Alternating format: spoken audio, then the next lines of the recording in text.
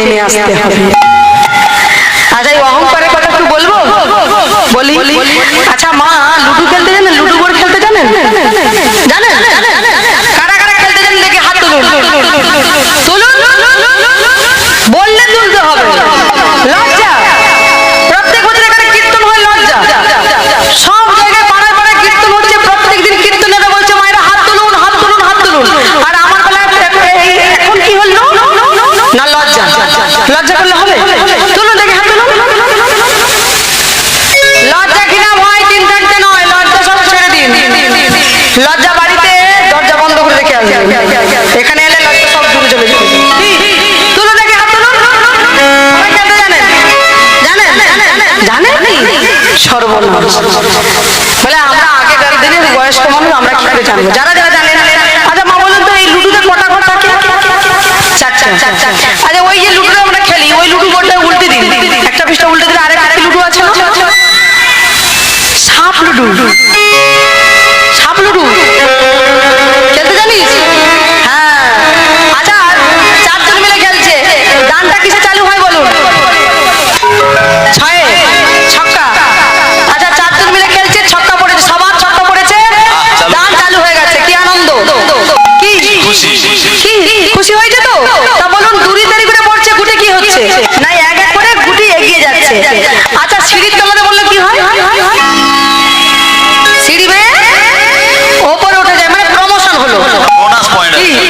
তাহলে বোনাস পয়েন্টটা পাওয়া গেল যে সিঁড়ি বেয়ে ওপরে উঠে গেলাম।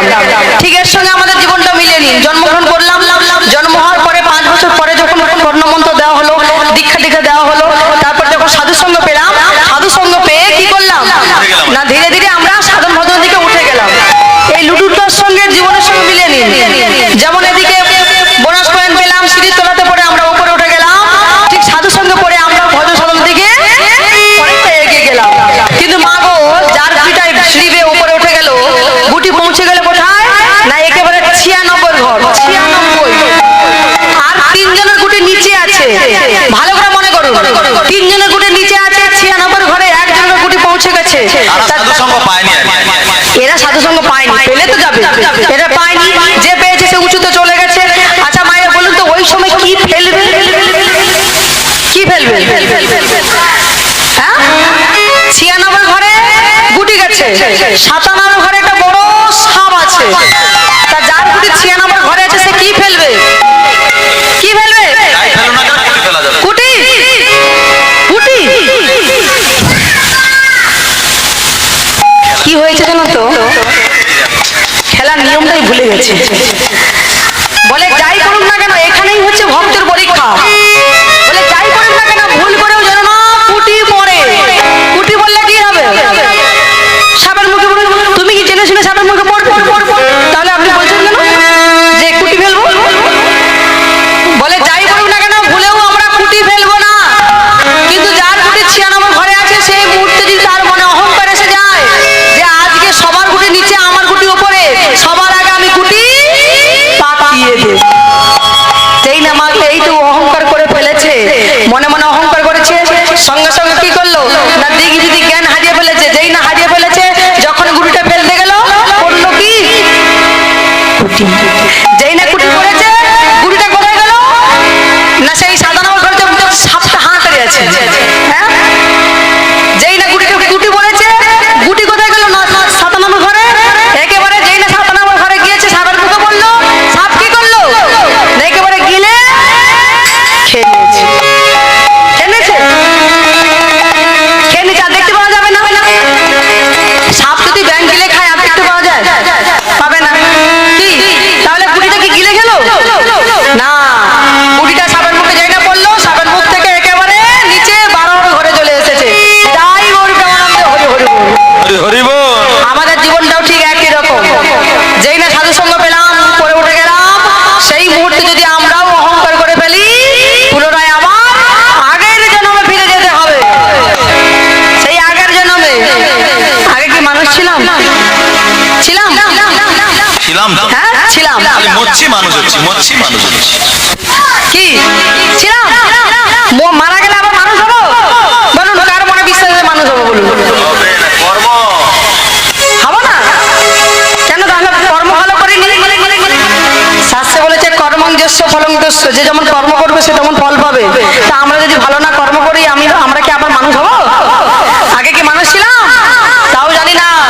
বাবা এই মানুষ জন্মের আগে 80 লক্ষ বার জন্মগ্রহণ করেছিলাম। 80 লক্ষ বার।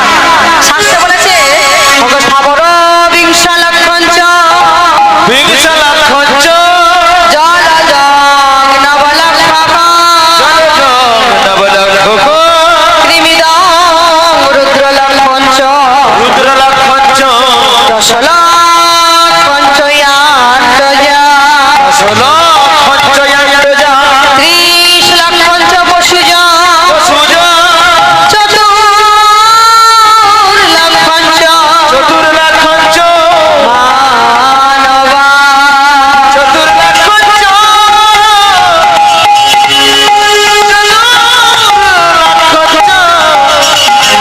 চতুর্লক্ষঞ্চ মানবা। তাহলে মানুষ জন্মের আগে 80 লক্ষ বার জন্মগ্রহণ করেছিলাম। সেই জন্মগুলো কিরকম ছিল? আমার 80 লক্ষ বলছি, সবাই মনে মনে একেবারে গুনে নেবেন, কারণ আমার ভুল হতেও পারে। কি আপনাদের জন্য না ভুল হয়? আপনারা এসেছেন সঠিকটা নিয়ে যাবেন। আমি যদি ভুল বলি আমাকে ধরিয়ে দেবেন যে ভুল বললে কেন, এটা তো এটা নয়। কি মানে অঙ্কের ভাষা, এই 80টা মিলিয়ে নেবেন কেমন? তা বলেছে স্থাবর বিংশ লক্ষঞ্চ। স্থাবর মানে বৃক্ষ, গাছপালা। 20 লক্ষ বার বৃক্ষ রূপে, গাছপালা রূপে 20 লক্ষ বার জন্মগ্রহণ করেছিলাম। কত আম গাছ হলাম, কত জাম গাছ হলাম, কত তেঁতুল গাছ হলাম। বাবা মুক্তি আমাদের হলো না। মুক্তি হলো কবে না, যেদিন আমরা এই তুল করলাম সেদিনে আমাদের ওই বৃক্ষ জন্ম থেকে মুক্তি হয়েছে। তারপর বলেছে জলজং নবলক্ষক, জলের মধ্যে 9 লক্ষ বার জন্মগ্রহণ করেছিলাম। কত হাঙর হলাম, কৃমি হলাম, কত কি মাছ হলাম, কত জীবজন্তু হলাম জলের মধ্যে। মুক্তি হলো না। মুক্তি হলো কবে না, যেদিন আমরা সামুদ্রিকে জন্মগ্রহণ করলাম সেদিন আমাদের জলের জন্ম থেকে মুক্তি হয়েছে। শামুক থেকে কি তৈরি হয়? শঙ্খ। শঙ্খ কি কাজে লাগে? গোবিন্দের পুজোর সময় কাজে লাগে। গোবিন্দের পুজোর সময় বাজানো হয়। আর এই তুলসী পত্র গোবিন্দের চরণে অর্পণ করা হয়। যখনই যেই তো জন্মগ্রহণ করবো সেটা যখন গোবিন্দের সেবার কাজে লাগবে তখনই সেই জন্ম থেকে আমাদের মুক্তি হবে। তাহলে কত হলো? 20 আর 9 কত? 29 লক্ষ বার। কৃমিদং রুদ্রলক্ষঞ্চ, কৃমিকীট পোকা রূপে 11 লক্ষ বার জন্মগ্রহণ করেছিলাম। 11 লক্ষ বার।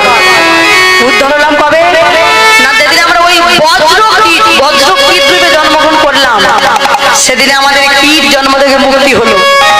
কত হলো? 29 আর 11 40 লক্ষ বার। 10 লক্ষঞ্চ আন্ডজা, 10 লক্ষ বার আন্ডজা। আন্ডা মানে ডিম। 10 লক্ষ বার ডিম রূপে জন্মগ্রহণ করেছিলাম। উদ্ধার হলাম কবে না, যেদিন আমরা সুখসারী পাখি রূপে জন্মগ্রহণ করলাম সেদিনে আমাদের ডিমের জন্ম থেকে মুক্তি হলো। কত হলো? 50 লক্ষ। 30 লক্ষ পশুজ, 30 লক্ষ বার পশু রূপে জন্মগ্রহণ করেছিলাম।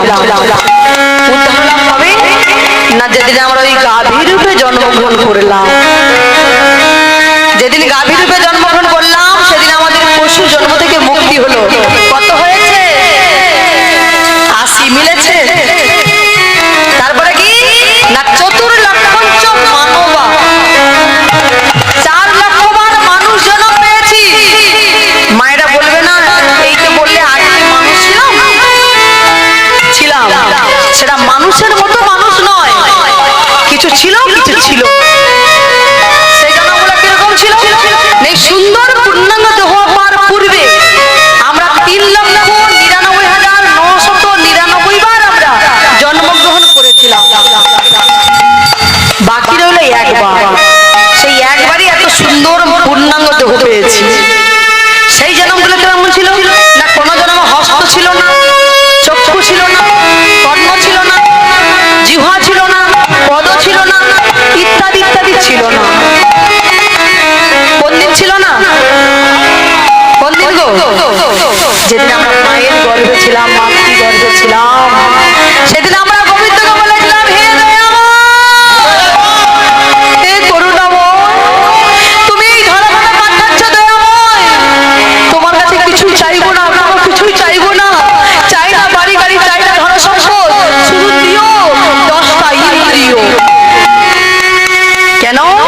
না 10টা ইন্দ্রিয় দিয়ে তোমার সেবা করব। বলেছিলাম, বলুন কারা কারা কথা দিয়ে রাখতে পেরেছেন বলুন। মনে বলে তখন তো মায়ের গর্ভে ছিলাম, তখন বলে দিয়েছি, যেই না জন্মগ্রহণ করে ফেলেছি সংসারের চাপে সব ভুলে গেছি। মাগো তুমি যদি গোবিন্দকে দেওয়া কথা ভুলে যাও, তুমি যদি গোবিন্দকে ভুলে যাও, তাহলে গোবিন্দ কি তোমাকে মনে রাখবে? রাখবে না। সেই জন্য মাগো আমরা গোবিন্দকে দেওয়া কথা রাখতে পারি না, সব ভুলে গেছি। শাস্ত্রে বলেছে যে কৃষ্ণ ভজিবার তোর সংসারে আইব, মিছে মায়ায় বদ্ধ হয়ে ভিক্ষ সম। কৃষ্ণের ভজন সাধনা করবার জন্য সংসারে এসেছি, মায়া জালে বদ্ধ হয়ে বৃক্ষ সম হয়েছি। তা বৃক্ষ মানে গাছ। কি আমাদের দেহটা যদি বৃক্ষ হয়ে যায়, কি গো মা, আমরা যখন বাড়িতে একটা গাছ লাগাই, সেই গাছের কিসের জন্য গাছ লাগাই বলুন তো? ফুল ফলের আশায় গাছটা লাগিয়েছি, ওই গাছের ফুল ফল হয়েছে। কিন্তু এই দেহটা যদি বৃক্ষ হয়ে যায়, গাছ হয়ে যায়, এই দেহ বৃক্ষ গাছের ফুল ফল কি? ছেলে মেয়ে সন্তানটা হলো ফুল ফল। সেই জন্য বলেছে ফল রূপে পুত্র কন্যা ডাল ভাঙি পড়ে, কাল রূপে সংসারেতে পক্ষ বসা। আমার এই দেহ বৃক্ষের ফল ফুল হলো ছেলে মেয়ে। ছেলে মেয়ের ভারে গাছের ডাল ভেঙে যাচ্ছে, কিন্তু এই গাছে কি বসে আছে জানেন? কাল রূপে পাখি, অহংকার রূপী পাখি। কটা পাখি? পাখিগুলোর নাম কি? কটা পাখি? একটা দুটো নয়, দুটো আরো বেশি, আরো বেশি।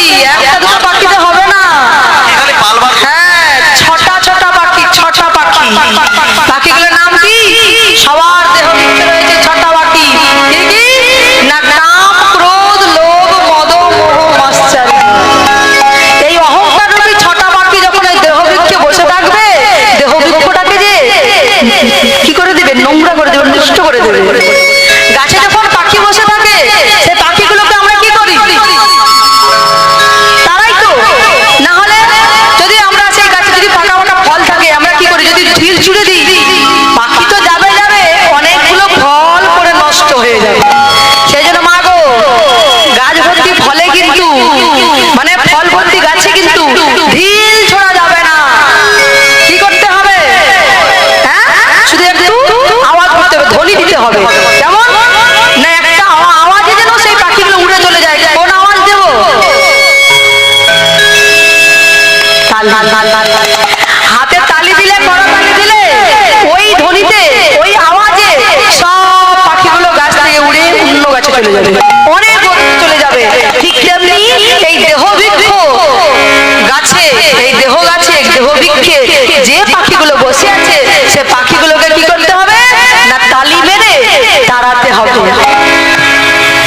বলেছিলাম পা দাও তোমার মন্দিরে যাব, হাত দাও তোমার তালি গাই, তোমার নাম গাইব, তালি দেব, সেবা করব। মুখ দাও তোমার প্রসাদ সেবা করব এবং তোমার নাম গাইব। নয়ন দাও তোমায় দর্শন করব। কর্ণ দাও শুনবো। বলুন কোনোটা কি রাখতে পারি? রাখতে পারি না। কিন্তু আমরা কিছু না পারি, একটাই জিনিস করবো। হরিবাসরে বসে সবাই মিলে কি করবো? না দুটি বাহু তুলে হাতে করতালি দিলে এই দেহবিকে সব পাখিগুলো উড়ে চলে যাবে। বলুন হৃদয় গৌরী হরি বল, হরি বল, হরি বল, হরি বল, হরি বল, হরি বল, হরি বল, হরি বল, হরি বল, হরি বল, হরি বল, হরি বল, হরি বল, হরি বল, হরি বল, হরি বল, হরি বল, হরি বল, হরি বল, বল, হরি বল, হরি বল, হরি বল, হরি বল, হরি বল, হরি বল, হরি বল, হরি বল, হরি বল, হরি বল। হরি হরি বল। জয় গো হরি বল, হরি বল।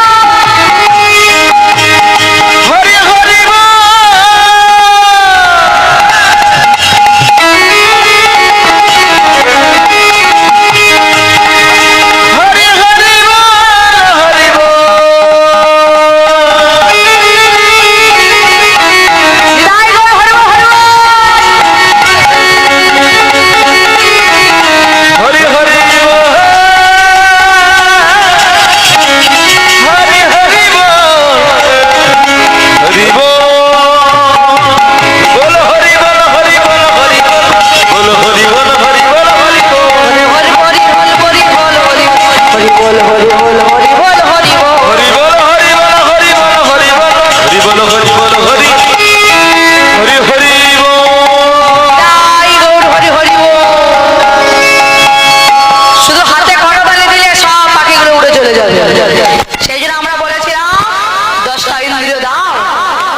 বাবা বলেছে অহংকার করবে না, অহংকার করলে পতন হবে। কি বলছে? ঠিক আছে গুরুদেব, অহংকার করবো না।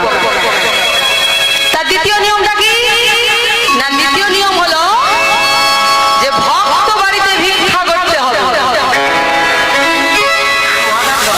বাবা বলুন তো, ভক্তকে চিনবো কেমন করে? কি ভক্ত কারা হয়? কি গো, ভক্ত কারা? কে ভক্ত? আমরা ভক্ত? দেখবেন আমাদের মতো গেরুয়া বস্ত্র পরেছে, তুলসীর মালা গলায় নিয়েছে, তিলক সেবা করেছে, নামের ঝোলা নিয়েছে, নামাবলী গায়ে দিয়েছে, দিয়ে দুটো হরি কৃষ্ণ কৃষ্ণ কথা বললে কিন্তু ভক্ত হওয়া যায় না। ভক্ত চেনার উপায় আছে। সেটা কেমন? ভগ যাহারো দর্শন হয় কৃষ্ণ ভক্তি উদ্ভাসিত, উদ্ভাসিত সেই তো জানিবে জানিবে প্রকৃত শুদ্ধ কৃষ্ণ ভক্ত। সেই তো জানিবে সেই তো জানিবে সেই তো জানিবে প্রকৃত শুদ্ধ কৃষ্ণ ভক্ত। কি বলেছে? যে যাহারও দর্শন হয় কৃষ্ণ ভক্তি উদ্ভাসিত, সেইতে জানিবে প্রকৃত শুদ্ধ কৃষ্ণ ভক্ত। তাহলে ভিক্ষা করতে গেলে সেই ভক্তের বাড়ি থেকে ভিক্ষা করবে। বলছে শোনো, আরেকটা নিয়ম আছে। সেই নিয়মটা কি না? মাগো কোনো বিষয়ের বাড়িতে ভিক্ষা করতে যাবে না। ওমা, এ জগতে বিষয়ী কারা গো? কাদের বলে বিষয়ী? যাদের বিষয় সম্পত্তি থাকে তারা তো। সেটাই তো। কি সেটা তো হওয়া উচিত, তাই? আচ্ছা দেখি কারা বিষয়ী কাদেরকে বলে একটু দেখি। বাবা শুধু বিষয় সম্পত্তি থাকলে বিষয়ী বলে না, বিষয়ীও চেনার উপায় আছে। দেখবেন এই যে অনেকে বলে ওর অর্থ সম্পদ আছে, বিষয় সম্পত্তি আছে, ও অবিষয়ী। কিন্তু না, আমি জন্মগ্রহণ করেছি, কষ্ট করে উপার্জন করেছি, বাড়ি গাড়ি বিষয় সম্পত্তি করেছি, তাহলে কিন্তু আমি বিষয়ী হলাম না। বিষয়ী তাদেরই বলে। কাদের? দেখবেন বড় বড় বাড়ি বানিয়েছে, বড় বড় 3তলা 4তলা বাড়ি বানিয়েছে। সেই বাড়ি বানা, কোনো দুঃখ নেই, ক্ষতি নেই, কিন্তু মাগো একটা জিনিস লক্ষ্য করবেন, সেই বাড়ির সামনে দেখবেন কি সুন্দর ফুলের বাগান তৈরি করে রেখেছে। তাকে না ফুলের বাগান সাজিয়েছে, বাগান সাজিয়ে সাজা, কোনো ক্ষতি নেই, কিন্তু সেই বাগানের ভেতরে লক্ষ্য করবেন নেই একটা তুলসী বৃক্ষ। যেই বাড়ির সামনে তুলসী বৃক্ষ নেই, যেই বাড়ির সামনে তুলসী মন্দির নেই, সেটাই কেবল বিষয়ীর বাড়ি। আরো প্রমাণ আছে, দেখবেন সেই বাড়ির ভেতরে ঢুকে দেখবেন, প্রবেশ করবেন, ঘুরে ভিতরে দেখবেন চারপাশে দেওয়ালে বিভিন্ন রকমের ছবি টাঙিয়ে রেখেছে। সিনেমা আর্টিস্ট, সিরিয়ালের আর্টিস্ট, ঝর্ণা, পাহাড়, বাঘ, হরিণ, বিভিন্ন রকমের ছবি টাঙিয়েছে। মাগো লক্ষ্য করবেন সেই বাড়ির ভেতরে দেওয়ালে নেই আমার একটা গোবিন্দের ছবি। হরি হরি বল হরি বল। যেই বাড়ির ভেতরে দেওয়ালে নেই গোবিন্দের ছবি, যেই বাড়ির সম্মুখে নেই গোবিন্দের মন্দির, যেই বাড়ির বাগানে নেই তুলসী মন্দির, সেটাই কেবল বিষয়ীর বাড়ি। সেই বিষয়ী বাড়িতে যাবে না। না কেন? না বিষয়ী দেওয়ার তন্ডুলি গোবিন্দ কখনো সেবা করে না। তাই শাস্ত্রে বলেছে ওগো বিষয়ীর অন্ন খাইলে মলিন হয় বলিরে হয় মন। আর মলিন মন হইতে কৃষ্ণ নহে গো সারা। বিষয়ীর অন্ন খাইলে মলিন হয় মন। মলিন মন হইতে কৃষ্ণের নহে গো শরণ। বলেছে বিষয়ীর অন্ন খাইলে মলিন হয় মন, আর মলিন মন হইতে কৃষ্ণ নহে গো শরণ। মলিন মানে ময়লা। এই মনে যদি মাগো ময়লা জমে যায়, গোবিন্দকে দেখা যাবে? আমরা যখন বাড়িতে সাজগুজ